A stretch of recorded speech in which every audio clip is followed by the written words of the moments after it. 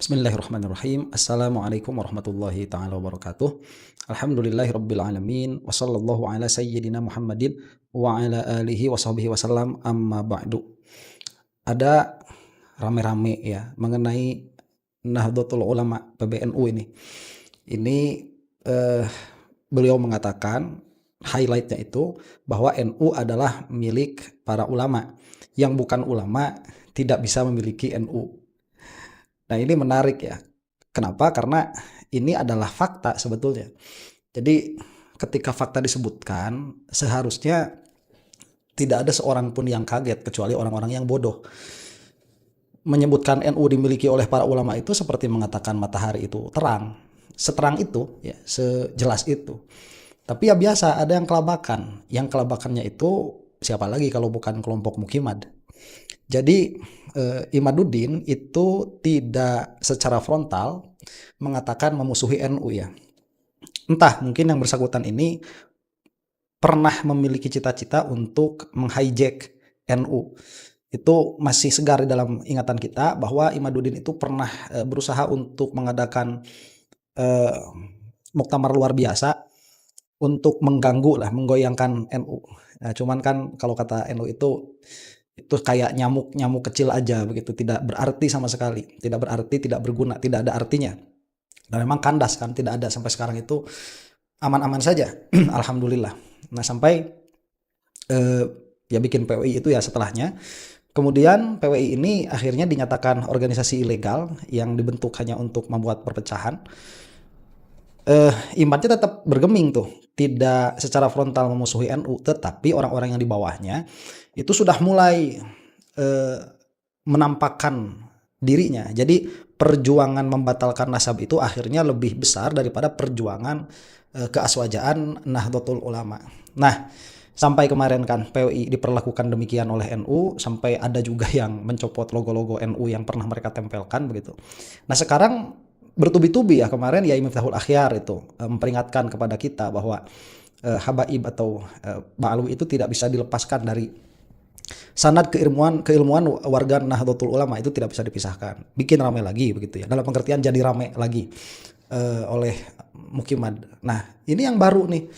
Saya belum melihat videonya secara utuh, jadi kita akan simak bersama-sama apa yang akan dikatakan oleh ketua PBNU ini. Kita saksikan saja langsung ya. Di dalam Jam'iyah Nahdlatul Ulama itu ada a'dha, ada atba. Karena yang dipanggil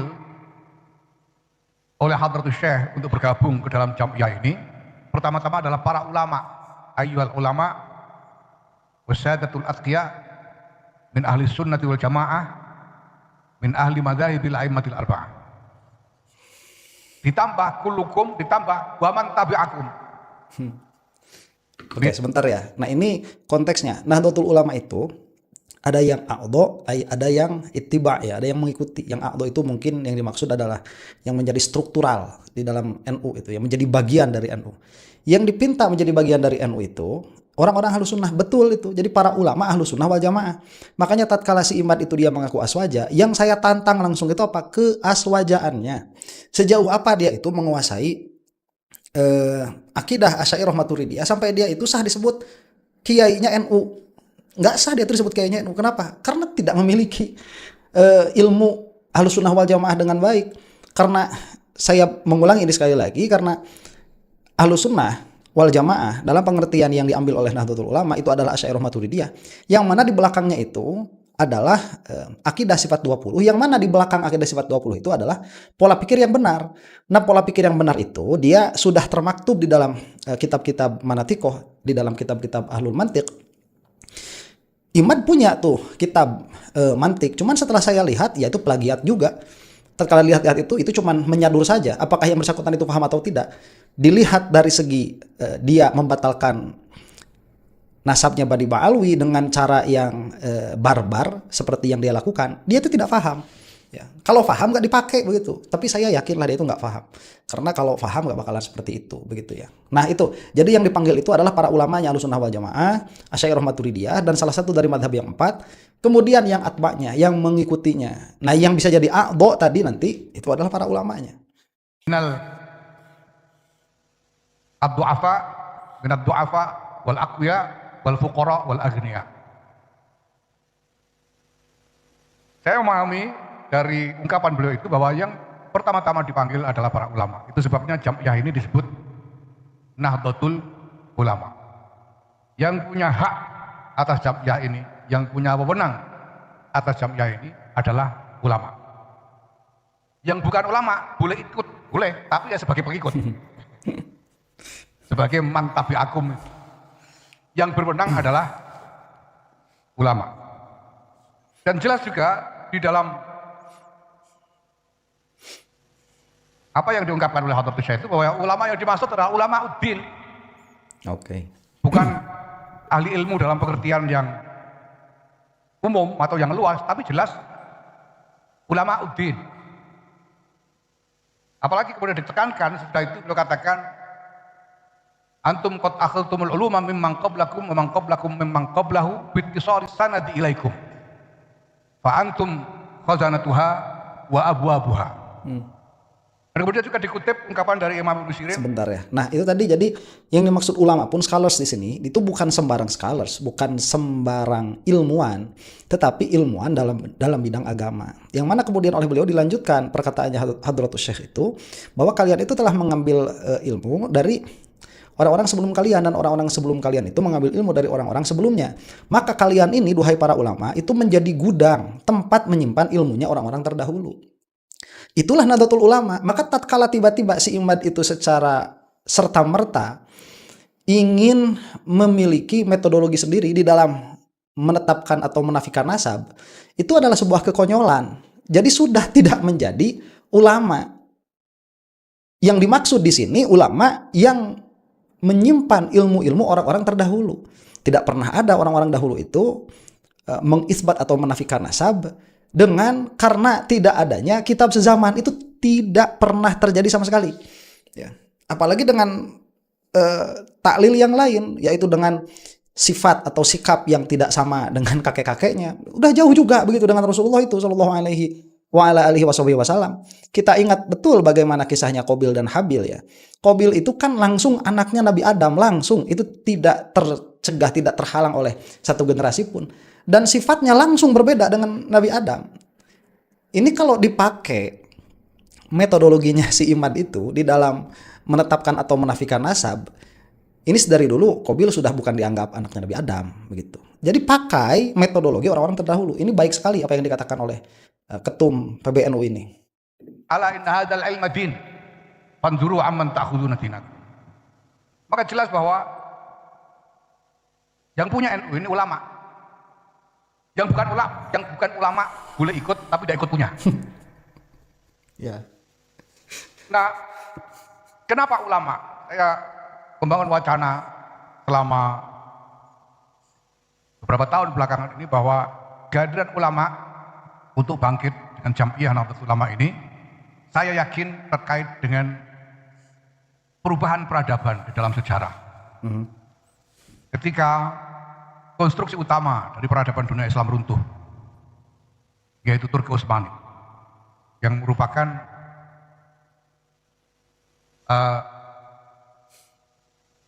ma'zamul bina dari peradaban Islam. Betul. Walaupun ada imperium-imperium Islam yang lain seperti Mughal di India atau Timbuktu di Afrika Barat, tetapi yang paling dominan jelas adalah Turki Utsmani. Dan Turki Utsmani runtuh. Dan dunia bergolak demikian rupa sehingga umat Islam menghadapi sejumlah pertanyaan mendasar. Yang intinya adalah pertanyaan bahwa di dalam keadaan yang sedemikian rupa, apa kata Islam? Kalau keadaan sedemikian rupa, apa yang dikatakan oleh Islam, apa yang dituntunkan oleh Islam untuk menghadapi keadaan itu? Baik, ini menarik apa yang dikatakan oleh beliau. Para ulama terdahulu itu, mereka itu apa ya? Kalau Habib Ali itu mengatakan bukan cenayang ya, bukan melihat ke masa depan itu dalam pengertian diberi kasyaf, bukan. Jadi ini adalah kasyful mantiqinya. Adalah analisis yang tepat, analisa yang tepat di dalam melihat peta politik global. Dan para ulama kita yang terdahulu itu mereka memiliki kemampuan itu, sehingga sebelum Turki Utsmani ini runtuh, mereka itu sudah mempersiapkan para ulama di bagian-bagian negara yang mereka itu sekiranya tahu bahwa ini akan menjadi pecahan-pecahan. Makanya kan para ulama itu tidak menumpuk di satu daerah saja. Di Malaysia begitu ya, di sana ada auliyanya, ada walinya. Kemudian di Indonesia pun hampir merata tuh di seluruh pulau-pulau besar itu, di Jawa, di Kalimantan, di Sumatera.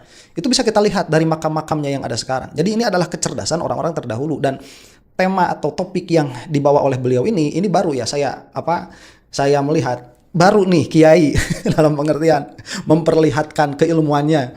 Begitu. Biasanya itu kalau udah jadi kiai besar, mereka itu tidak terlalu FOMO ya untuk memperlihatkan keilmuan mereka. Jadi bukan tanpa alasan mereka itu dijadikan dipercaya lah begitu, menjadi wakil bagi kiai-kiai yang lain kalau tidak melihat keilmuan mereka di belakangnya. Nah, sehingga kalau sudah jadi kiai yang masyhur, kemudian aktif di dalam bidang politik atau aktif di NU kalau di sini begitu ya, menjadi struktural yang paling atas, itu jarang sekali memperlihatkan keilmuannya. Sampai tatkala memperlihatkan keilmuannya, kita tercengang begitu ya, ternyata dalam juga begitu. Nah, inilah diantaranya salah satunya. Jadi membahas tentang keadaan orang-orang Islam, yang mana ini adalah pikirannya para ulama, bukan pikirannya para awam. Jadi tatkala peradaban besar Islam itu runtuh, sudah tidak memiliki wakil sama sekali. Ini sudah hilang sama sekali itu kepemimpinan Islam itu yang dulu diwakilkan oleh atau diwakili oleh Turki Utsmani. Ini runtuh, sudah tidak ada lagi. Nah, tatkala sudah tidak ada lagi, berarti kan implementasi hukum Islam ini sudah tidak bisa berjalan dengan baik karena tidak ada penetrasi, tidak ada yang memiliki otoritas untuk mengaplikasikan hukum Islam secara utuh. Maka akan ada pertanyaan, kemudian kita harus bagaimana begitu? Karena Islam sudah tidak dinaungi oleh satu pemerintahan yang besar.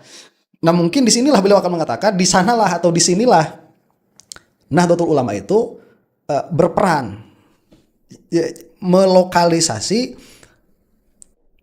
inspirasi Islam dan hukum-hukumnya di dalam daerah atau regional tertentu. Nah, kalau pertanyaannya adalah tentang Islam, siapa yang berhak menjawab atas nama Islam? Ya, para ulama ya. Jelas di situ bahwa tidak ada yang berhak mengatasnamakan Islam di dalam beri jawaban berbagai macam pertanyaan besar itu selain ulama. Itulah sebabnya Bapak Ibu yang saya hormati, Nahdlatul Ulama ini didesain organisasinya sedemikian rupa untuk menempatkan ulama sebagai pusat dari semua kiprah dari organisasi ini. Saya kira saya sendiri belum pernah, mungkin Bapak Ibu sudah pernah menemukan sebelum NU ini ada model yang membagi kepemimpinan organisasi itu menjadi dua kamar, Syuriah dan Tanfidiyah. Syuriah diisi oleh para pemimpin ulama, Tanfidiyah diisi oleh para eksekutif. Saya belum melihat yang lain sebelum berdirinya NU ada model organisasi seperti ini. Oke. Ini juga menarik. Jadi memang di NU itu ada Syuriah, ada Tanfidiyah, yang mana Syuriah itu di dalam klasifikasinya itu harusnya seorang alim. Jadi lebih alim daripada Tanfidiyah. Jadi Tanfidiyahnya ini nanti dia yang akan melaksanakan tugas-tugas lapangan begitu. Jadi dia itu sebagai pelaksana apa-apa yang menjadi pikirannya Suriah itu. Kalau di dalam lingkup yang lebih besar dulu di dalam kekhalifahan itu kan ada umaro dan ulama begitu. Jadi bukan berarti Tanfidiyah itu tidak memiliki kewenangan untuk memberikan ide, bukan, tetapi itu sebagai motornya, penggeraknya. Karena biasanya para ulama itu kan kerjaannya yang ngaji aja terus begitu. Kemudian melihat perkara itu dengan pikirannya, susah untuk menggerakkan. Biasanya begitu kalau para alim ulama. Dan itu memang terjadi. Nah, sayangnya di Nahdlatul Ulama saat ini, yang mana saya katakan tadi saya sangat berbahagia dengan apa yang dikatakan oleh beliau ini, sayangnya di NU saat ini itu sudah tidak terlalu diperhatikan. Jadi keilmuan pun sekarang di NU sendiri itu sudah tidak diperhatikan. Siapa yang memiliki popularitas tinggi atau misalkan bisa melobi orang-orang yang sekiranya menjadi pengurus aktif di dalam Nahdlatul Ulama, itulah yang biasanya dipilih menjadi ketua. Itu yang saya lihat begitu saat ini. Ya mudah-mudahan ini sebagai tanda bahwa NU akan dikembalikan begitu ya. Akan berusaha lah minimalnya dikembalikan kepada khitoh awalnya, bahwa ulama lah yang memang seharusnya memegang kendali struktur Nahdlatul Ulama dari yang paling rendah sampai yang paling tinggi. Ditegaskan di dalam ADRT bahwa Suriah adalah pemimpin tertinggi, penentu kebijakan, dan seterusnya. Yang jelas ini menggambarkan dan menegaskan kedudukan sentral dari para ulama. Nah, dalam praktek ini terjadi selama sekian dekade awal dari Nahdlatul Ulama. Sekurang-kurangnya selama kepemimpinan dari 3 orang muassis utama dari Jamiah ini. Di bawah Rais Akbar, Hadratus Syekh Muhammad Hasyim Asy'ari, kemudian diteruskan oleh Kiai Abdul Wahab Hasbullah, kemudian diteruskan oleh Kiai Bisri Sansuri. Ini masih berjalan dalam praktek, karena beliau-beliau adalah muassis. Nah, masalah kemudian mulai muncul ketika Kiai Bisri Sansuri wafat. Saya ingat bahwa untuk merespon keadaan itu kemudian digelar Musyawarah Nasional Alim Ulama di Kaliurang, Jogja tahun 1981. Saya tidak akan pernah lupa, karena waktu itu saya baru naik kelas 3 SMP dan saya ditugaskan untuk memimpin menyanyikan lagu Indonesia Raya di antara para kiai. Jadi di depan Kiai Mahrus Ali, Kiai Hamid Pasuruan, Kiai Ali Maksum, saya memimpin Indonesia Raya di sana atas perintah dari Kiai Ali Maksum. Dan kemudian didaulatlah dengan proses yang luar biasa Kiai Ali Maksum untuk menjadi Rais Am menggantikan Kiai Bisri Sansuri. Di sini mulai terasa timbul masalah. Kenapa? Karena Kiai Ali Maksum walaupun beliau diakui sebagai salah satu di antara ulama yang paling unggul secara keilmuan, beliau dianggap sebagai salah satu ahli tafsir yang paling unggul pada masanya, dan diakui oleh semua orang pada waktu itu. Tetapi kita tahu juga bahwa Kiai Ali Maksum ini sebetulnya tidak terlalu berproses dalam organisasi. Beliau menjadi Rois Suriah di Jogja. Saya tidak tahu apakah pernah menjadi Rois Suriah di PBNU pada masa Kiai Bisri Sansuri. Tapi beliau tidak terlalu terlibat, karena sebagian besar waktu beliau dihabiskan untuk santren.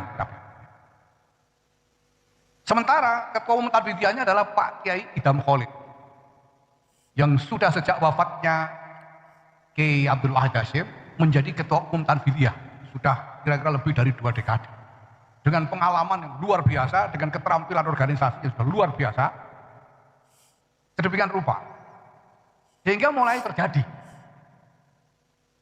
ya semacam percikan-percikan masalah karena kesenjangan Tanfidiyah yang diisi oleh para praktisi yang begitu kuat dalam pengalaman maupun keterampilan mereka, sementara Suriah diisi oleh kiai-kiai yang tidak suku-suku pernah mengalami pergulatan yang intens di dalam organisasi. Nah, kita tahu semua yang terjadi sudah itu, sampai kemudian terpilih Kiai Abdurrahman Wahid sebagai ketua umum, Kiai Ahmad Siddiq sebagai Rois Am. Nah, kecenderungan bahwa Tanfidiyah ini menjadi semakin dominan ini ternyata kemudian berlanjut, apalagi karena ketua umumnya Gus Dur yang bukan orang sembarangan. Nah, Bapak Ibu yang saya hormati, sebetulnya keprihatinan mengenai hal ini pada waktu itu sudah tumbuh. Saya ingat tahun 1987 itu PBNU bersama dengan Lakpesdam mengadakan lokakarya yang diberi judul Lokakarya Penyiapan Ulama 1987 di UIN Ciputat. Yang paling saya ingat adalah kelakarnya Kiai Muhyiddin Muzadi Allahyarham itu. Beliau bilang ke pembukaan siang hari, beliau bilang, awan-awan kok ya harus disiapkan, gak kepanasan kabeh. Disiapkan itu waktu itu pikirannya ya disuruh baris siap gerak penyiapan ulama. Nah, dari proses itu sebetulnya yang kemudian bergulir terus diskusi sehingga lahir sebetulnya sudah konsep tentang PPWK yang pertama pada masa-masa dan sudah dijalankan. Saya lupa apakah itu Lakpesdam atau P3M yang menjalankan, Lakpesdam ya, PPWK ya. Dan sebetulnya lumayan luas pelaksanaannya itu di mana-mana. Saya tahu dulu Kiai Mu'ad apakah termasuk salah satu aktivis dari PPWK yang pertama ini? Termasuk Kiai Muksid ini, makanya dia paling ngotot PPWK karena dia ikut yang pertama. Dan kemudian yang lain-lain. Dan hasilnya dianggap cukup berhasil. Kenapa para kiai memang sejak lama dirasakan bahwa kiai-kiai pesantren ini semakin kurang terlibat di dalam pergulatan organisasi secara langsung. Terutama karena NU menjadi partai politik. Ketika NU menjadi partai politik, maka yang bergerak adalah politisi-politisi. Dan langka sekali kiai-kiai yang punya kemampuan juga untuk berfungsi sebagai politisi, itu juga sangat langka. Dan biasanya kiai-kiai itu menjadi politisi yang tidak pernah bisa keluar dari lingkungan daerah. Nah itu selesai ya dari apa yang dibicarakan. Videonya segitu yang saya dapat. Mungkin ada yang lebih tinggi lagi, yang lebih banyak lagi, mungkin lebih panjang lagi. Nah ini saya sampai nggak habis pikir kok sampai ada komentar-komentar miring terhadap video seperti ini. Ini kan video menyebarkan apa ya, memberikan pemahaman saja kepada kita bahwa dinamika Nahdlatul Ulama sampai saat ini ya seperti itu. Ini saya penasaran jadinya ya, apa selanjutnya ini. Mungkin ada yang lebih panjang. Nah jadi ala kulli hal, bahwa Nahdlatul Ulama itu seharusnya dikuasai oleh para ulama itu adalah sebuah fakta ya, seharusnya dikuasai oleh para ulama. Karena saya katakan berulang-ulang, ADART-nya pun sudah demikian adanya. Jadi yang bukan ulama itu nggak usah ikut-ikutan nimbrung. Kalaupun mau ngikut aja begitu. Kalau nggak mau ngikut, yang celaka kan awam sendiri. Jadi awam itu seharusnya mereka memiliki pikiran seperti ini, bahwa saya ini tidak cukup waktu untuk mempelajari agama. Agama itu tidak bisa dipelajari tatkala kamu itu sudah beranjak besar begitu ya, umur 30 tahun, umur 40 tahun, itu hampir tidak bisa. Kalau bukan memang khariqun lil adat ya, kalau memang itu adalah sebuah karomah, itu tidak akan bisa dilaksanakan, susah. Harus dari kecil, harus dari umur belasan, itu harus sudah dimulai itu belajar tentang agama. Dan banyak sekali orang-orang awam itu yang tidak memiliki kesempatan itu, tetapi baru sadar akan pentingnya agama setelah usianya lanjut, setelah 30-40 tahun. Nah, kalau mau selamat, ya ikutlah sama orang-orang yang memang sedari kecil mereka itu sudah belajar, sudah mempelajari agama. Dan di mana itu adanya berkumpulnya? Adanya itu di Nahdlatul Ulama. Maka tatkala kamu itu sudah terjun di Nahdlatul Ulama, merasa memiliki Nahdlatul Ulama, tetapi kamu itu bukan termasuk golongan para ulama, diam saja, tidak usah memberikan suara begitu. Kerjakan saja apa yang diperintahkan atau apa yang diarahkan oleh para petinggi di NU itu, karena mereka lah adalah para ulama. Jadi kalau kepercayaan kita setinggi itu kepada sebuah organisasi ya, atau kepada seseorang, maka sebaiknya kita mendoakan mudah-mudahan organisasi tersebut atau orang-orang yang kita ikut tersebut senantiasa ada di dalam lindungan Allah Subhanahu wa taala, senantiasa di dalam hidayah dan taufiknya Allah Subhanahu wa taala, sehingga kita yang mengikuti mereka itu termasuk orang-orang yang selamat, karena merekanya pun selamat masing-masing pribadinya. Demikian, mudah-mudahan ini menjadi penyadar sajalah ya bagi orang-orang yang mau benar tetapi masih terbawa hoaxnya Imaduddin. Karena saya lihat si Imad ini makin sini sudah makin turun ya, apanya pamornya itu. Alhamdulillah, alhamdulillah. Mudah-mudahan kita semua ada di dalam lindungan Allah Subhanahu wa taala. Wallahu taala a'lam bissawab. Assalamualaikum warahmatullahi taala wabarakatuh.